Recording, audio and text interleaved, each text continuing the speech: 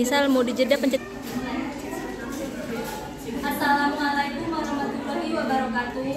Waalaikumsalam warahmatullahi wabarakatuh. Kami kelompok 4, saya sendiri sebagai moderator Seli Rosalia, dan di samping saya ada Risma Yanti, di sebelah kiri saya ada Nita Fisyadisi, kemudian ada Suci Pratiwi, ada Nur Aini, dan ada Nurila Lutfia. Di sini kami akan mempresentasikan hasil observasi profiling karakteristik peserta didik kelas 11 IPA di SMA YP Unila.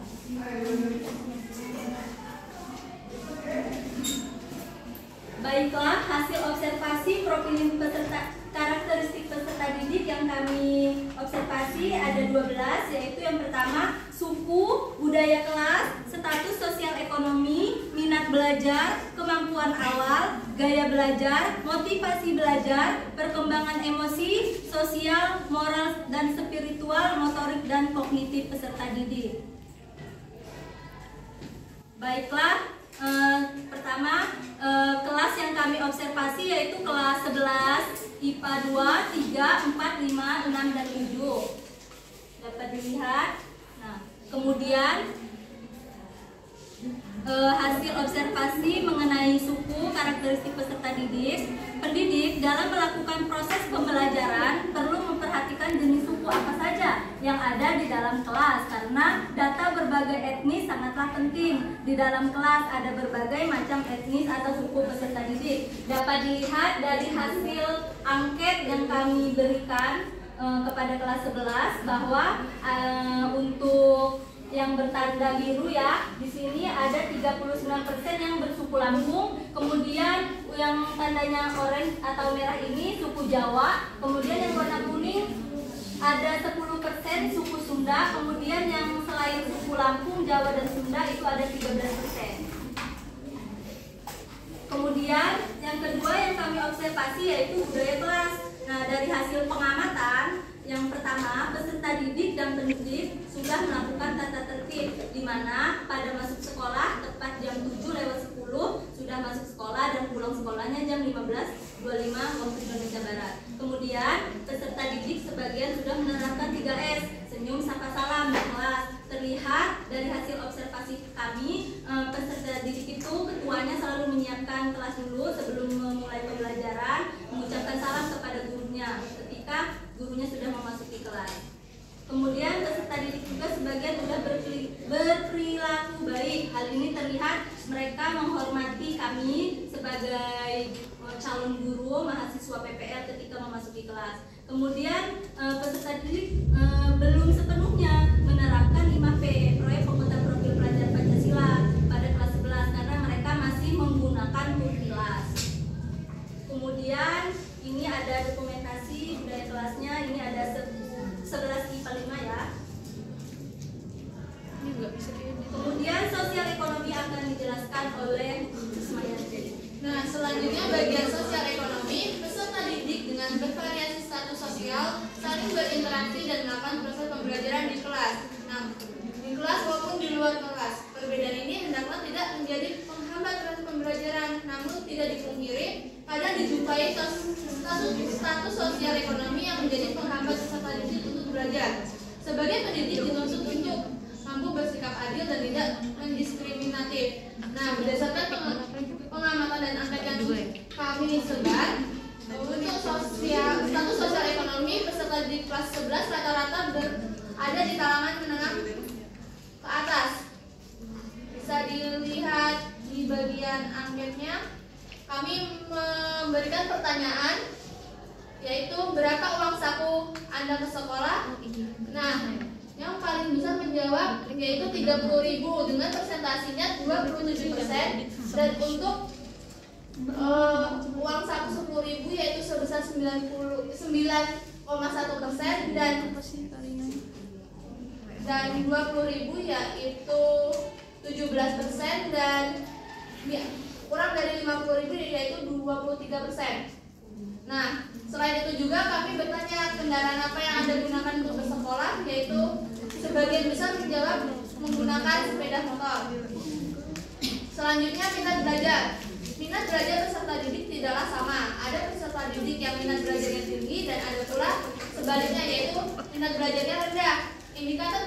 Indikator minat belajar meliputi perasaan senang, ketertarikan peserta didik guru belajar, perhatian dalam belajar, keterlibatan peserta didik dalam proses pembelajaran. Sebagian pendidik harus dapat melihat indikator dari peserta didiknya.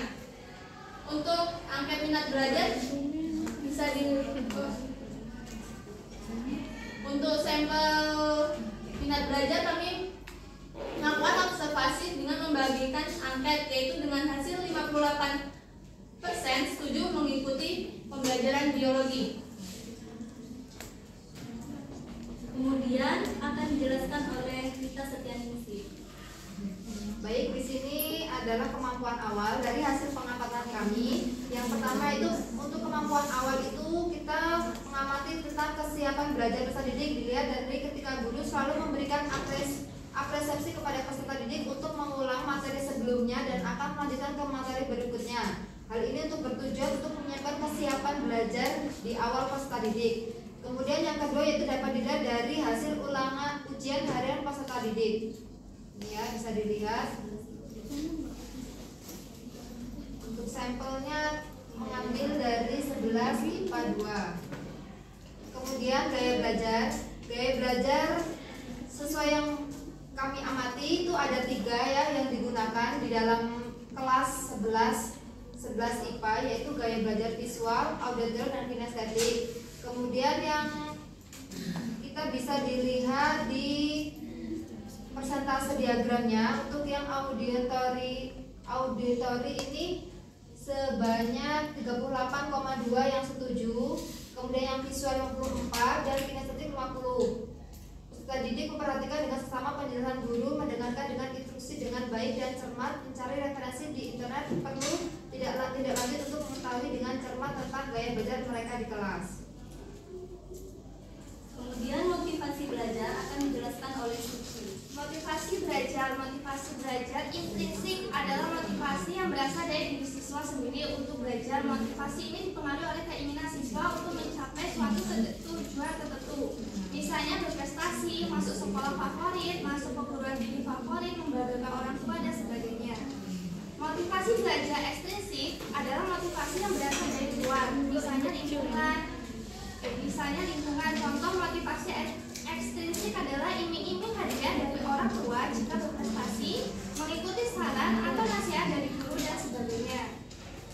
Motivasi belajar berdasarkan hasil observasi melalui angket yang kami bagikan, didapatkan bahwa peserta didik kelas 11 termasuk dalam motivasi intrinsik, di mana dari hasil angket peserta didik memiliki motivasi belajar cukup tinggi 60%. Kemudian terlihat ketika kami asistensi mengajar di kelas, peserta didik yang terlibat aktif berupa tanya jawab selama pembelajaran di kelas. Mereka cukup antusias dalam belajar dengan mencari referensi lain, tidak hanya terpaku pada materi yang diberikan guru saja, dan fokus dalam memperhatikan setiap penjelasan guru. Kemudian selanjutnya perkembangan emosi. Pola perkembangan emosi masa peserta didik adalah sama dengan pola perkembangan emosi masa kecil. Jenis perkembangan emosi yang secara normal dialami adalah cinta, kasih sayang, gembira, amarah, takut, dan cemas. Berdasarkan hasil pengamatan dan wawancara dengan guru BK, peserta didik kelas 11 IPA memiliki keberagaman dalam berekspresi. Ekspresi peserta didik dalam mengikuti pembelajaran ada yang suka bertanya kepada guru, ada yang suka berbicara dengan teman-temannya ketika sudah selesai mengerjakan tugas, ada yang diam saja atau melamun, dan ada fokus menulis hal lain di halaman buku tulisnya. Namun walaupun ada beberapa peserta didik yang mengekspresikan emosinya dengan mengerjakan hal lain yang tidak disuruh guru dan bercanda dengan teman sehingga membuat kebisingan. Selanjutnya akan dijelaskan oleh Nur Aini. Selanjutnya adalah perkembangan sosial, di mana perkembangan sosial adalah peserta didik sudah mencapai pada tahap interaksi sosialnya dalam hal bergaul, beradaptasi dengan lingkungan sekitar, dan mampu menyesuaikan diri terhadap norma-norma yang berlaku. Sedangkan berdasarkan hasil pengamatan kami dan wawancara dengan guru BK, didapatkan hasil bahwa rata-rata peserta didik kelas 11 mudah beradaptasi dengan lingkungan baru atau tempat baru. Ketika ditanya apakah dapat mengambil keputusan sendiri, mereka mengatakan bahwa mereka dapat mengambil keputusan sendiri. Mereka memiliki kelompok pertemanan, orang tua dan teman dapat mempengaruhi sikap mereka dalam kegiatan sehari-hari. Dalam menyelesaikan tugas tepat waktu, umumnya mereka menyelesaikan tugas dengan tepat waktu dan sering menolong teman yang sedang mengalami kesulitan. Untuk perkembangan moral dan spiritual, yaitu pembentukan moral peserta didik dapat diterapkan dengan pemberian nilai-nilai agama, penyisipan nilai norma dan pada setiap pelajaran, serta dengan upaya keteladanan guru sehingga nilai karakter yang berbentuk yaitu nilai jujur, disiplin, bertanggung jawab, toleransi, serta peduli lingkungan. Untuk berdasarkan hasil pengamatan kami dan wawancara dengan guru BK, didapatkan hasil bahwa peserta didik kelas 11 perkembangan moral atau spiritual peserta didik ditunjukkan dengan sikap ramah dan patuh kepada guru, seperti melakukan mengaji bersama sebelum memulai pembelajaran dan saat jam sholat semua siswa melakukan sholat berjamaah bersama serta menjaga kebersihan dan keindahan kelas. Untuk selanjutnya yaitu perkembangan motorik akan dijelaskan oleh Mbak Nur.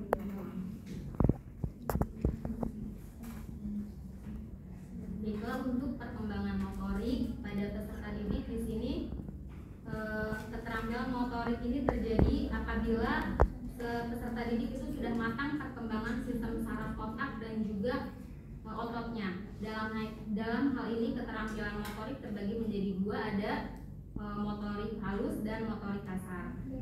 Untuk motorik kasarnya ini peserta didik sudah bisa berjalan, berlari, naik tangga dan lain sebagainya. Dan untuk yang motorik halus, peserta didik sudah dapat memotong, menggambar dan memainkan benda-benda. Nah, berdasarkan hasil pengamatan dan juga wawancara dengan guru BK, didapatkan bahwasanya peserta didik di sini sudah berkembang motoriknya sesuai dengan usianya, di mana peserta didik dalam hal ini sudah memiliki kemampuan sesuai kemampuannya, di mana terlihat dalam kegiatan pembelajaran peserta didik sudah mampu maju ke depan kelas. Selain itu juga peserta didik sudah melakukan kegiatan pembelajaran seperti olahraga. Kemudian perkembangan kognitif.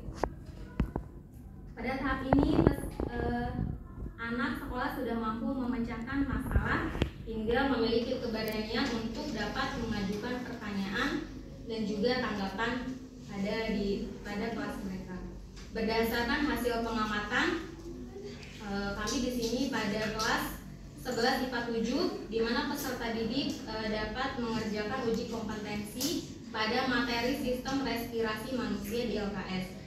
Dan ketika dikoreksi, di mana rata-rata jawaban mereka benar, dan ketika diwawancarai dengan guru pamong, kemampuan kognitif tiap kelas memang berbeda-beda. Namun dalam hal ini ada kelas yang unggulan atau berprestasi, yaitu pada kelas 11 IPA 1 dan juga 11 IPS 1 ya.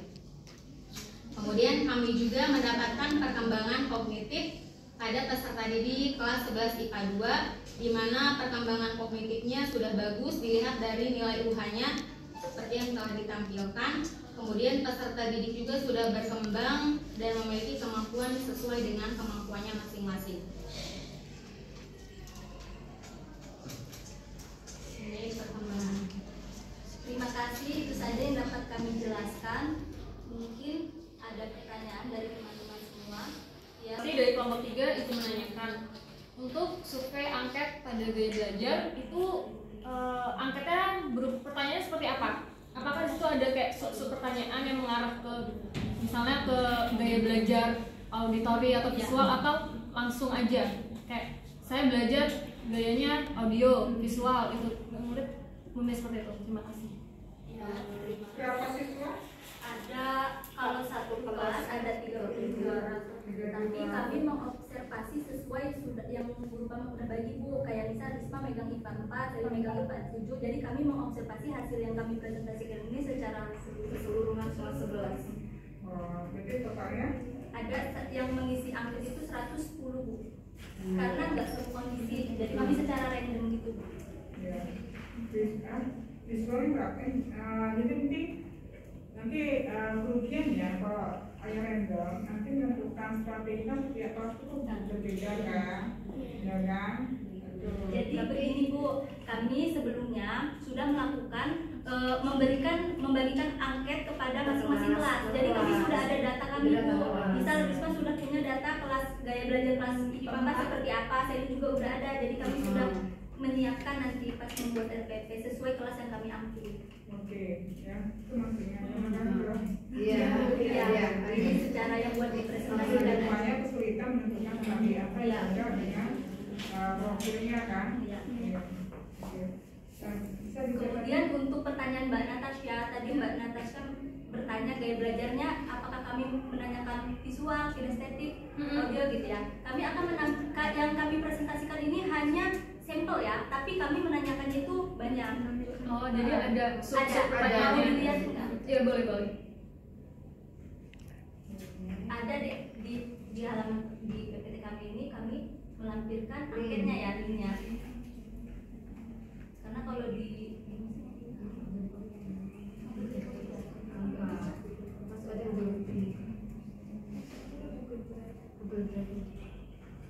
mungkin sembari kami Saya mudah memahami materi biologi jika guru menjelaskan dengan bagan atau peta konsep. Itu kan termasuk ke dalam visual gitu. Terus saya cepat bosan jika mendengar tulisan guru terlalu banyak. Itu kan berarti audio gitu. Terus saya belajar sambil mendengarkan musik, itu audio. Saya mencatat materi pelajaran dengan lengkap dan rapi. Saya tidak betah jika Kalau harus duduk. mencatat materi belajar dengan rapi itu kategori apa? Kinestetik. Ada dilakukan? Kalau mencatat ada dilakukan? Iya, aktivitas. Ada sesuatu yang dilakukan di golongan kinestetik. Kalau itu hanya dengar itu termasuk audio. Kalau baru mengamati itu kan termasuk kinestetik kan termasuk ya. Yang salah nanti ada katakan dia audio ternyata dia kinestetik karena ya aspek kulturnya itu sudah menggambarkan yang kinestetik. Itu buat sendiri atau gimana? Buat sendiri. Iya. Apalagi nih yang dengar. Saya senang guru menjelaskan aktivitas musik kan berarti kinestetik Bu. Saya senang apabila belajar biologi menggunakan lab laboratorium itu kinestetik. Ya, oke itu aja ya gambarannya ya. Jadi jangan salah mengelompokkan. Kalau salah mengelompokkan kita nggak bisa mencari apakah dia audio, visual atau kinestetik. Ada dua-duanya nggak? Iya, ada ini enggak? Kombinasi. Nah, Audio kinestetik. Oh, audio sama visual gitu ya. ada Bu. Jadi gini, kami kan kalau untuk gaya belajar jadi hasil angket itu harus dianalisis. Jadi kami menganalisis itu satu-satu jawaban dari itunya, tapi emang ada Betul ya. Nah, itu yang menjadi nanti kita fokus karena strategi yang digunakan berbeda antara audio, visual atau kombinasi ya. Jadi paling tinggi yang mana berarti ada yang tinggi dua angkanya yang keduanya sama ya kan? Iya Bu. Ya. Ya silakan ditutup dan kita istirahat dulu ya. Baiklah, terima kasih sudah mendengarkan. Mohon maaf jika ada kesalahan dan kekurangan. Kepada Ibu juga kami mengucapkan terima kasih. Kami ucapkan wassalamualaikum warahmatullahi wabarakatuh.